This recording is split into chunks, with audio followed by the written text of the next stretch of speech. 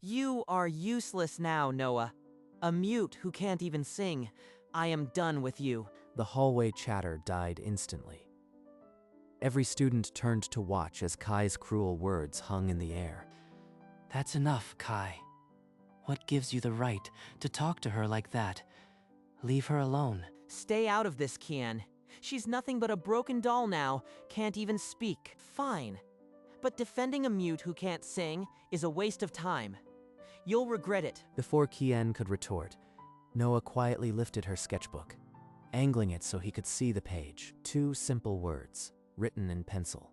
Thank you. Why does this feel so heavy? She's thanking me, but I barely did anything. I should have done more. Kian stared at the message, a strange warmth rising in his chest. For a moment, the noise of the hallway vanished. I can't just walk away after this. Not from someone who still finds the strength to be grateful, even after being crushed. You don't have to say anything. I am Kian. Can you at least tell me your name? Noah wrote quickly, her pencil moving with practiced ease. I am Noah. I used to sing. Kian? Hey, can we talk? It's about Noah. I know you saw what happened. Yeah, I was there. Not exactly the quiet day I planned. She used to be amazing at music. Before she lost her voice, she was the best singer. Could you tutor her? You play piano, right? Me? Tutor? I don't know, Sam. I am no teacher.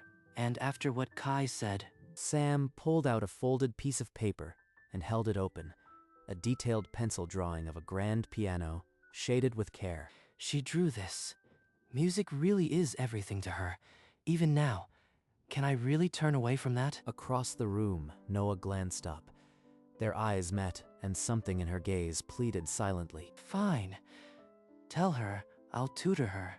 Music room, after school, but no promises. After school, the music room fell silent. Kian opened the piano, and Noah stood nearby, clutching her sketchbook.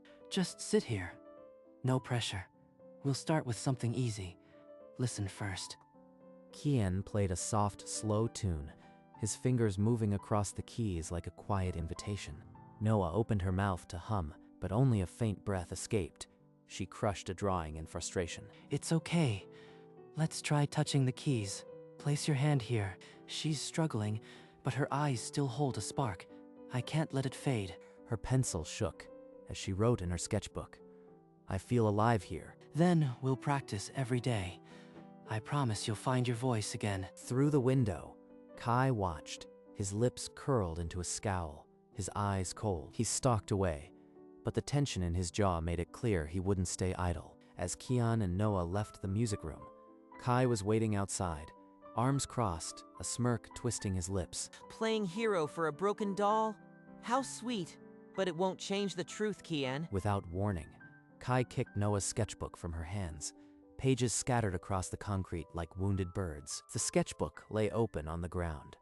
A half-drawn music note smudged by dirt, a silent testament to cruelty. I'll make him pay. I'll wipe that smirk off his face for good. Noah held up her sketchbook, the jagged letters pleading. Don't fight for me. The words pierced through his rage like ice water. Kian's grip on Kai's collar loosened, and he stepped back. That's right. Listen to your mute little girlfriend. Keep your pathetic charity case. I am not giving up on her. Not ever. You can take your cruelty and get lost. Noah's trembling fingers brushed his arm. In her tearful gaze, a fragile hope took root, refusing to be extinguished. The music room became their sanctuary. Day after day, they returned, chasing the fragile sound Noah once knew. Concentrate on the note. Let your breath carry it. You are closer than you think. Noah strained. A thin, quivering hum emerged. Weak, but unmistakably a voice. That's it. I got it on my phone. Listen, that's your voice trying to break free. After weeks of silence, this tiny hum is a miracle. But will it be enough? Well, look who's turning into a regular maestro? Should I leave you two alone? But Kian, you need to know. Kai is spreading rumors that Noah will fail the singing test spectacularly. Noah's hands froze. The hope in her eyes flickered and dimmed as dread crept back in. When is this test, and what exactly did Kai say? Next week. He's telling everyone she's a laughingstock. The whole school is waiting for a show. Day after day, whispers followed her. Every smirk in the hallway felt like another betrayal. She opened her locker. A note fell out, the words like poison. "You'll fail, everyone will laugh." After that, she vanished from the music room. No more hums, no more hope. Her sketchbook became dark. Jagged scribbles covered pages once filled with light. Kian looked for her after school, but she was a ghost, slipping away. He finally found her in the classroom, head down, shoulders shaking. Noah, I am here. Write anything. Just don't give up. Her pencil moved. On the page, in big, quivering letters, "I am scared everyone will laugh." They won't. Not if you try. I'll be in the front row, I promise. But her fear was a cold ocean, and his words couldn't yet reach the shore. Kian cornered Kai in the hallway, fury burning in his eyes. The time for words was over. Stop spreading lies about Noah. Call off your dogs, or I'll make you regret it. I'll stop. On one condition. You publicly announce that she's a worthless, mute failure. I'd rather choke. She's worth 10 of you, and I'll never betray her. Then I'll ensure she fails so badly, she'll never show her face again. Count on it. He's going to sabotage the test. I have to warn Noah, but how can I protect her? Kai strutted away, his laughter echoing down the empty corridor like a warning. No matter what he throws at us, I won't let him win. I'll be there for her. But the weight of Kai's words settled on his shoulders, like a cold, unshakable cloak. I need to find Noah. She can't face this alone, not now. Noah was heading to the library when she heard them. 2 classmates, their voices dripping with pity. He's just pitying her. Stuck with a mute girl out of guilt. It's honestly sad. The words burrowed into her chest, confirming her deepest fear. Every gentle moment with Kian suddenly felt like a lie. She found Kian by the lockers and thrust her sketchbook forward. The letters jagged and desperate. The words screamed, "You don't have to force yourself. Don't come out of pity." Pity? Is that what you think? Noah, I'm here because I choose to be. He grabbed her pencil and wrote in the sketchbook, the letters bold and trembling, "I am not." Noah shook her head, tears streaming. She didn't believe him, and the distance between them grew wider. How can I make her see the truth when Kai's lies have poisoned everything? He reached out, but she flinched. The invisible wall between them felt impenetrable. The day before the test, Kian found Noah in the music room, staring at the silent piano. She's here. Just one more practice. Maybe I can reach her before tomorrow. He sat beside her and began to play the melody they had practiced for weeks. Each note a promise. Noah's lips moved, silently shaping the words of her favorite song, her eyes glistening. I believe in you, Noah. Tomorrow, just look at me. Forget everyone else. She picked up her pencil, her hand trembling. The sketchbook page held a single, quivering word, "I am scared." So am I, but we'll be scared together. That's okay. For the first time in days, a tiny smile flickered across her face, a fragile truce with fear. Outside, the world carried on. But inside that room, 2 hearts beat a little steadier. That night, alone in her dimly lit bedroom, Noah perched on the edge of her bed, the weight of tomorrow pressing down like a physical force. In her trembling hands, a framed photograph. A younger Noah in the spotlight, face alight, singing her heart out to a sea of unseen faces.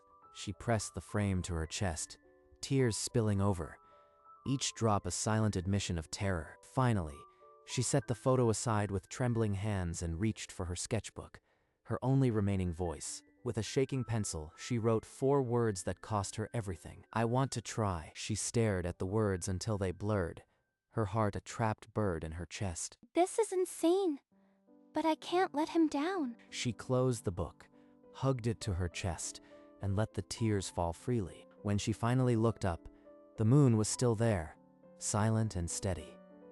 And so, she realized with a shiver, was she. The morning of the test, the classroom was suffocating. Kai sat like a predator, savoring the tension. Noah clutched her sketchbook, her breathing shallow. Kian gave her a small, steady nod. The teacher's voice cut through. "Noah, it's your turn." She forced herself up, each step toward the front feeling like a march through deep water. She opened her mouth. Only a thin, broken whimper came out, cracking against the silence. Is that a voice? I can hear a mouse better. What a joke. Snickers slithered through the room. Kai's laughter swelled, triumphant. Noah's face crumbled. She fled, her sketchbook flying from her hands, pages scattering like broken wings. I told her to look at me, but she couldn't, and I can't even move. The door slammed. In the stunned silence, only the echo remained. Kian burst from the classroom, his legs carrying him without thought. He knew exactly where she had gone. He found the music room door ajar. Inside, Noah was on the floor, a crumpled figure among scattered pages. She lifted her sketchbook, the page soaked with tears, the words barely legible. I am sorry. Kian dropped to his knees and pulled her into his arms. There were no words yet, only the steady offer of safety. Kian, don't leave. Her voice. It's broken and raw, but it's there. I can't let go. I am not going anywhere. Not ever. I promise. A shuddering breath escaped her, and she sank deeper into the embrace, the first calm in a storm that had lasted months. I don't care about the test. This moment right here is all that matters. Outside, the afternoon light slanted through the windows, holding them in its quiet glow. Later, Kian walked Noah home in silence. After she disappeared inside, he turned to find Kai lounging near a lamppost. Told you she's hopeless. That pathetic squeak was never going to be music. You wasted your time, but I am generous. By the end of the semester, if you can make her speak in public, I'll leave you both alone. If you fail, you publicly state she's a lost cause. Deal? This is insane. She's only just started talking to me. But if I refuse, he won't stop. She trusted me with her first words. I have to believe in her. I won't let him win. Fine. You'll eat those words when she stands up and proves you wrong. Good luck, hero. You are going to need it. I'll prove him wrong. Noah will speak, not for him, not for the wager, but for herself. Kian watched Kai disappear into the dusk, the weight of the promise settling on his shoulders like a second skin. The next day, Kian found Noah in the music room.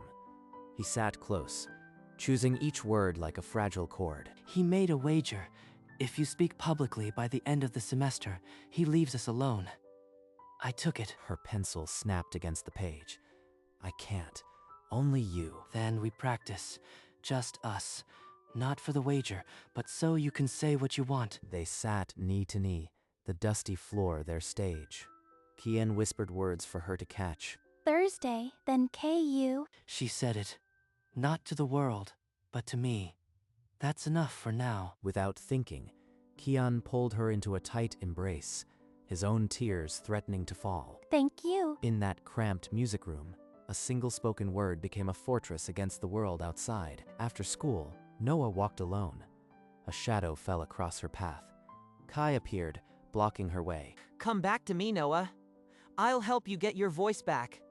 You'll be a star again. Noah scribbled furiously on her sketchbook and held it up, a single word in bold, number. Don't be stupid. You are nothing without me. A mute girl is no one. Noah didn't flinch. She raised her chin, eyes blazing with a fire he had never seen before. Fine. Wither away with that loser. See if he can fix you. Kai stormed off, fists clenched, his back a portrait of wounded pride. Noah stood still for a long moment. Then, slowly, she opened her sketchbook to a fresh page. She wrote in bold, underlined letters, I don't need you. For the first time, the words felt like her own. A seed of true independence took root. Kian found her near the school gate, the last golden light catching the words in her sketchbook. Noah, you are standing tall. Something changed.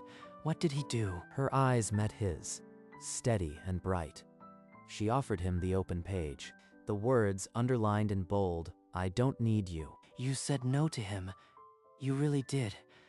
I am so proud of you, Noah. I want to sing for me and you. Then let's do it together. We'll face that test and make them hear you. He reached out and took her hand.